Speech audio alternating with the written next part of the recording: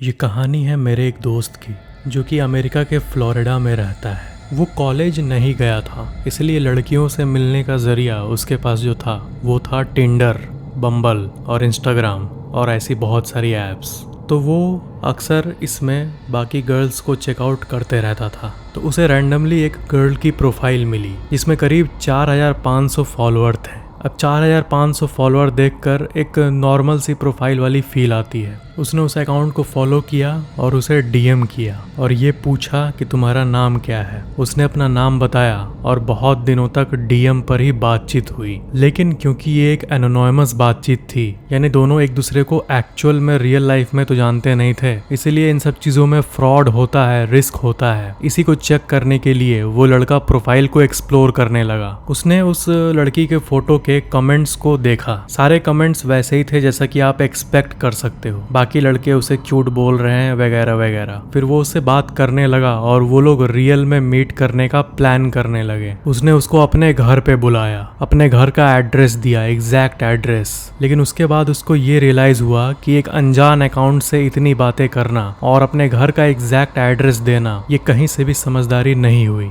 इसलिए वो बाकी कमेंट्स को भी पढ़ने लगा। हुआ ये था कि डीएम में उसने अपना एज 19 बताया था, लेकिन एक कमेंट में उसने ये नोटिस किया कि एक ओल्ड इंसान यानी एक 40-50 साल का आदमी उसके फोटो पर कमेंट किया था कि damn you are so cute, how old are you, यानी तुम क्यूट हो, तुम्हारी उम्र कितनी है वैसे। तो उसने उस कमेंट में 25 रिप्लाई किया था और डीएम में इसको याद आया कि इस लड़की ने कहा था कि मेरी उम्र 19 है। अब ये देखने के बाद वो सोचा कि अब मैंने क्या कर दिया, ये टाइपिंग मिस्टेक तो हो नहीं सकता। 19-25 बहुत दूर दूर डिजिट मौजूद है कीबोर्ड पे, तो ये एक्चुअली में कुछ ना कुछ सस्पिशियस है, उसने ये सोचा। और एक चीज बहुत देर बाद कमेंट्स को पढ़ने के बाद उसने नोटिस किया कि उस लड़की के फोटोज पे जो कमेंट था वो सारे लड़कों का ही था, यानी उस प्रोफाइल में एक भी दूसरे लड़की का कमेंट नहीं था। यानी एक लड़की के फोटो पे बहुत सारे आप सपोर्टिव टाइप ऑफ कमेंट देखते होंगे बाकी फीमेल्स का, बाकी गर्ल्स का, कि हाँ तुम अच्छी लग रही हो वगैरह वगैरह, लेकिन इसमें सिर्फ और सिर्फ लड़कों का कमेंट्स था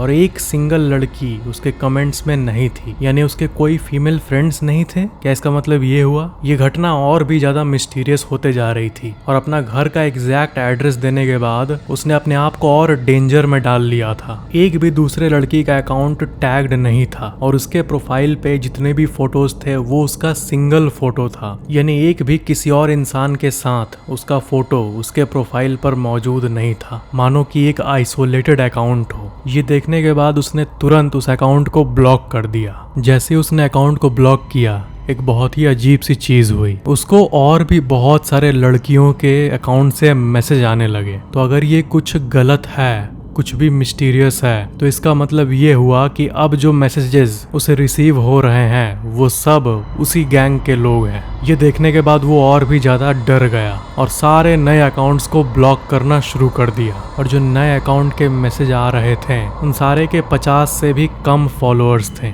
लेकिन उसने तो अपना एड्रेस दे रखा था उस पहली लड़की को। तो उसके बाद उसने तुरंत सारे मैसेजेस को अनसेंड कर दिया, जो कि इंस्टाग्राम का एक फीचर है अनसेंड करने का। तो उसने अपने एड्रेस को अनसेंड कर दिया। लेकिन ये दिन कितना अजीब बीता ये सोचकर उसे बहुत डर लग रहा था। लेकिन क्या आपको ये सच में लगता है कि उस लड़के के मैसेज अनसेंड करने से एड्रेस उस लड़की के पास नहीं होगा? एग्जैक्टली यही डर उसके मन में था। और सबसे अजीब बात है कि ये उसका घर था, उसके एंसेस्ट्रल प्रॉपर्टी पे घर बना हुआ था, यानी एक जंगल के बीच वाले एरिया में एक फार्म हाउस के पास उसका घर मौजूद था। यानी नियरेस्ट पुलिस स्टेशन भी बहुत दूर, नियरेस्ट थाना भी बहुत दूर, नियरेस्ट हॉस्पिटल भी बहुत दूर, और सेल टावर्स भी कभी कभी ठीक से काम नहीं करते थे उसके घर में। यही चीज किसी और के साथ हुई होती जो कि एक भरे हुए सोसाइटी में रहता है तो उतनी दिक्कत की बात नहीं थी, लेकिन ये जहाँ रहता है ये बहुत ही आइसोलेटेड जगह था। और यही कारण है कि इस घटना के बाद उसको इतना ज्यादा डर लगने लगा। उसके बाद वो सोने चला गया। उसे इंसोम्निया की दिक्कत है, यानी वो ठीक से सो नहीं पाता रात को, जो कि आजकल के समय में 70 से भी ज्यादा % लोगों को है।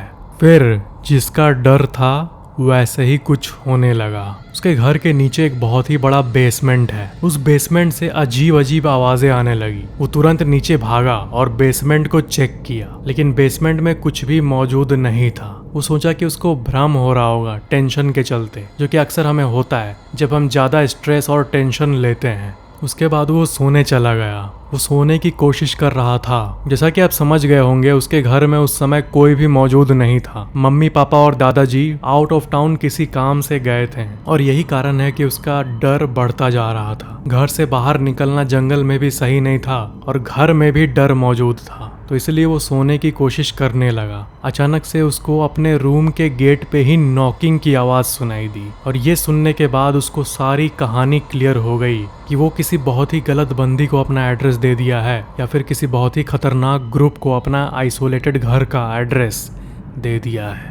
उसने गेट खोला और देखा 2 लोग सामने खड़े हैं, 2 लड़के सामने खड़े हैं। वो जोर से भागने की कोशिश किया और भागते टाइम उसके कमर वाले एरिया पर बहुत जोर से चोट लग गया और खून भी निकलने लगा। लेकिन वो भागने की कोशिश कर ही रहा था, तब तक मेन गेट पर ही और 2 लड़के ने उसको पकड़ लिया और वो तुरंत बेहोश हो गया। और उसके बाद उसको याद नहीं कि क्या हुआ। अगले सुबह वो उठता है, अपने घर के मेन गेट के सामने ही वो उठता है। उसके बाद वो उठकर सबसे पहले अपने चोट वाले एरिया पर बैंडेज लगाता है और सोचता है कि आखिर वो लोग क्या लेने आए थे। आइसोलेटेड होने के चलते उसके घर में कोई भी कैश या फिर कोई भी कीमती सामान नहीं था और उसका अलमारी बिल्कुल भी अनटच्ड था, यानी वो लोग चोरी नहीं किए थे, कुछ भी नहीं ले गए थे। घर का सोफा, घर का बेड सब बिल्कुल नॉर्मल था। वो आखिर आए किस लिए थे ये 10 दिन बाद भी उसको पता नहीं चला। उसके बाद उसकी नॉर्मल जिंदगी शुरू हो गई और 5 दिन बाद उसके मॉम डैड भी आ गए। उसने सब कुछ बताया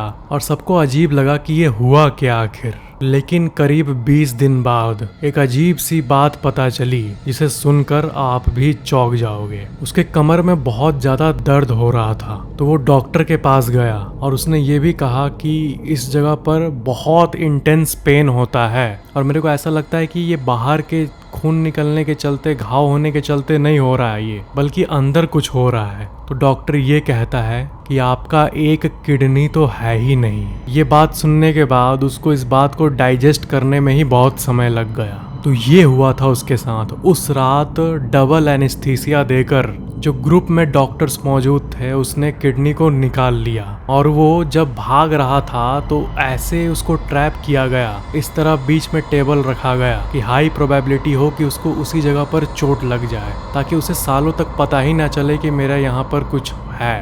खरोंच देखकर बस ये लगे कि बाहर से चोट लगने के चलते हुआ है। तो उस रात ये हुआ था इसके साथ। उसने पैसे या फिर जेवर तो नहीं खोया, लेकिन अपना किडनी खो दिया। इस बात को पुलिस में कंप्लेन करने के बाद पुलिस ने आखिरकार ये रिवील किया कि एक्चुअल में हमारे वर्ल्ड में ऐसे ह्यूमन ऑर्गन्स का तस्करी करने वाला ग्रुप मौजूद है जो कि यंग लड़कों को लड़कियों की प्रोफाइल से टारगेट करते हैं, फेक प्रोफाइल से। और वो ज़्यादातर अमेरिका के तरफ यानी वेस्टर्न वर्ल्ड में जो आइसोलेटेड होम्स होते हैं जो कि बहुत दूर में मौजूद है, कोई फार्म हाउस या फिर जंगल वाला एरिया, ऐसे लड़कों को वो लोग ऑनलाइन फॉलो करते हैं, उनके बारे में जानकारी इकट्ठा करते हैं और सही समय आने पर उनको टारगेट करते हैं और उनके ऑर्गन्स को ले जाते हैं। और सारे लोगों को टारगेट दिया रहता है कि इस महीने इतने ऑर्गन्स लाना है और सब ग्रुप्स में लड़कियों के फेक इमेजेस को यूज किया जाता है। यह एक्चुअली में हो रहा है हमारे दुनिया में, इसलिए आजकल के दुनिया में अननोन रैंडम प्रोफाइल्स पर यकीन करना बिल्कुल भी सही नहीं है। ये घटना तो हो गई, लेकिन उसके बाद वो लड़का हमेशा हर एक पेज को लेकर सस्पिशियस होता है। कुछ दिनों बाद उसको और एक अजीब सी मिस्टीरियस पेज मिली। शायद किस्मत ने यही लिखा होगा उसके लिए कि उसकी जिंदगी क्रीपी इंस्टाग्राम प्रोफाइल्स को देखते हुए ही बीत जाएगी। उसको एक पेज मिला जिसमें बहुत सारी रैंडम लड़कियों की फोटोज थी, यानी हर एक फोटो एक नई लड़की की थी। और सबसे अजीब बात ये थी कि वो सारे फोटोज ऐसे थे मानो वो नॉर्मल फ्रंट से फोटो ना हो, बल्कि साइड से है, कोई कार के अंदर से है, कोई दूर से फोटो क्लिक किया गया है जिसमें बेंच पे एक लड़की बैठी हुई है और वो उधर मुड़ी हुई है। मतलब ये सारे फोटोज सीक्रेटली लिए गए थे, यानी जिसका फोटो लिया जा रहा है उसे भी नहीं पता था कि उसका फोटो लिया जा रहा है। और उस पेज की सबसे अजीब बात यह थी कि उसमें नीचे कमेंट्स भी मौजूद थे और वो पोस्ट के नीचे के सारे कमेंट्स जो थे वो सब ऐसे अकाउंट से थे जो कि बिल्कुल स्पैम दिखता है, यानी बिना प्रोफाइल पिक्चर वाला अकाउंट। और वो सारे कमेंट्स कुछ ऐसे थे, नंबर्स लिखे हुए थे, जैसे कि 1500, 1000, 500 ऐसे नंबर लिखे हुए थे। उसने इस पेज को रिपोर्ट कर दिया और स्कूल में सारे लोगों को उस पेज के बारे बारे में बताया कि इस पेज से सतर्क रहना, इसमें जरूर कुछ बुरे काम हो रहे हैं। उसके क्लास में एक लड़की थी, उसे ये पता चला कि उसका भी फोटो इस पेज पर मौजूद है, जो कि कार के डैशबोर्ड से लिया गया था, यानी कार के अंदर से। उसका फेस तो नहीं दिख रहा था, लेकिन उसे पता था कि ये मैं ही हूँ, क्योंकि उसी का कपड़ा, उसी का जीन्स और उसी का बैग उस फोटो में मौजूद था। ये देखकर वो बहुत ज्यादा डर गई और उस फोटो के भी नीचे कमेंट्स था 100, 500, 800, 900। फिर उसने सब ने मिलकर उस पेज को रिपोर्ट कर दिया और अगले दिन वो पेज रिमूव्ड दिखा रहा था, यानी शायद उस पेज को इंस्टाग्राम ने रिमूव कर दिया होगा, यानी इंस्टाग्राम के मॉडरेटर्स को भी उसमें कुछ सस्पिशियस नजर आया होगा। तब से लेकर आज का दिन बीत गया, अभी तक उस लड़की को तो कुछ भी नहीं हुआ और फिलहाल सब कुछ ठीक है। लेकिन पुलिस को रिपोर्ट करने के बाद एक बात पता चली कि ये जो ग्रुप्स लड़कियों का व्यापार करते हैं, यानी लड़कियों को बेचते हैं, वो पेज है। और जो कमेंट्स थे वो बिडिंग कमेंट्स है, यानी कोई 500 देने के लिए तैयार है, कोई 1500 देने के लिए तैयार है, कोई 100 देने के लिए तैयार है। और ऐसे जो ये ब्लैक व्यापार है, ये उनका पेज है। तो ये बात जब पुलिस ने बताई तो वहाँ पे सारे 4-5 जो लड़के थे, सबके रोंगटे खड़े हो गए, सबको गूज़बम्स आ गए कि अच्छा ये कमेंट का मतलब ये था। यानी इंस्टाग्राम पे भी ऐसे ब्लैक बिजनेस वाले अकाउंट्स मौजूद हैं और पैसे के लिए कोई भी किसी भी हद तक जा सकता है। इसलिए सोशल मीडिया जितनी अच्छी चीज़ है उतनी बुरी भी चीज़ है और हमें हमेशा इसको लाइटली रूप में नहीं लेना चाहिए।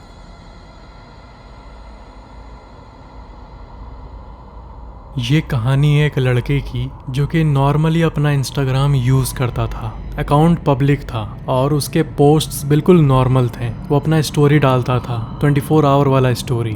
वो हमेशा एक चीज़ नोटिस करता था कि उसका जो स्टोरी था उसको जितने भी लोग देखते थे, करीब 30-40 लोग, 40 में से 39 लोगों को वो जानता था। लेकिन एक ऐसा अकाउंट था जो कि रिपीटेडली उसके स्टोरीज को देखता था, लेकिन वो उसको नहीं जानता था। और वो एक 40-50 साल के आदमी का अकाउंट था जिसमें कोई भी फोटोज मौजूद नहीं थे। और सबसे अजीब बात यह है कि ऑलमोस्ट सारे स्टोरीज को वो देखता था, लेकिन इसे पता ही नहीं था कि वो कौन है। आप अगर एक नॉर्मल व्यक्ति हो, आपका एक छोटा सा दोस्त का सोशल प्रोफाइल है और आपके दोस्त स्टोरी को देखे, वो तो ठीक है। लेकिन एक रैंडम बंदा जिसको आप जानते नहीं हो, वो अगर एक बार आपका स्टोरी देख लिया तो कोई बात नहीं, रैंडमली देख लिया होगा, 2 बार देख लिया तो ठीक है, 3 बार भी देख लिया तो ठीक है। लेकिन ये अननोन प्रोफाइल करीब 50 से 100 स्टोरीज को लगातार देखता आ रहा था। और सबसे अजीब बात है कि उस इंसान ने इसको फॉलो नहीं किया था। और उससे भी अजीब बात यह है कि वो बहुत ही ज़्यादा क्रीपी दिखता था, यानी ऐसा लगता था कि वो कोई क्रिमिनल है। और एक अजीब बात यह है कि उसके सारे फॉलोअर्स फीमेल थे, यानी जो भी उस अकाउंट को फॉलो करता था सब फीमेल्स थे। अब सोचो, एक 50 साल के इंसान का अकाउंट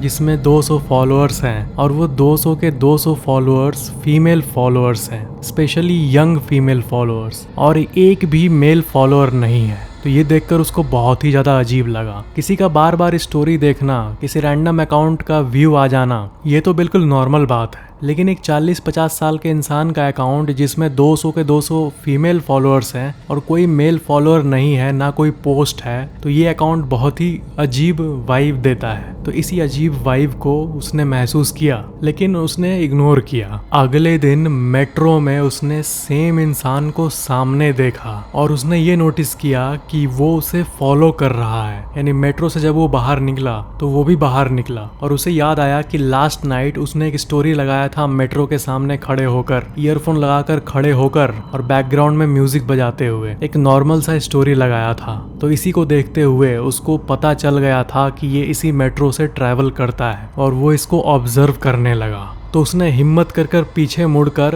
मोबाइल से उस व्यक्ति की सामने से फोटो लेने लगा और वीडियो रिकॉर्ड करना चाहा ताकि ये पुलिस को बता सके कि ये इंसान उसे फॉलो कर रहा है। तो जैसे ही वीडियो बनता हुआ उसने देखा, वो तुरंत वापस मुड़कर वहां से भाग गया और उसके बाद से लेकर आज तक वो इंसान वापस नहीं आया। ऐसे अजीब अकाउंट्स एक्चुअली में बहुत अजीब होते हैं, जिसमें कोई प्रोफाइल फोटो ना हो, सारे के सारे फॉलोअर्स या तो मेल हो, एक भी फीमेल ना हो, या फिर सारे के सारे फॉलोअर्स फीमेल हो और एक भी मेल ना हो और दिखने में कोई साइकोपैथ की तरह लगे। तो इन सब अकाउंट से हमें बच कर रहना चाहिए। बहुत सारे ऐसे लोग हैं जो कि इसी ऑनलाइन वर्ल्ड के डेटा को यूज कर क्राइम करते हैं।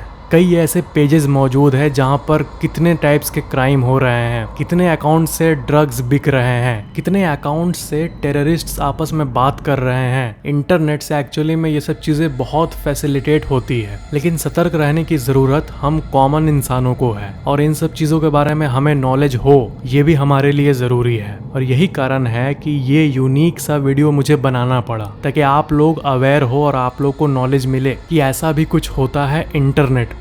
तो ये थी आज की वीडियो। आई होप आपको ये वीडियो एंटरटेन किया होगा, लेकिन ये एंटरटेनमेंट के लिए नहीं था, ये आपके रियल लाइफ के अवेयरनेस के लिए था। Thank you so much for watching this video.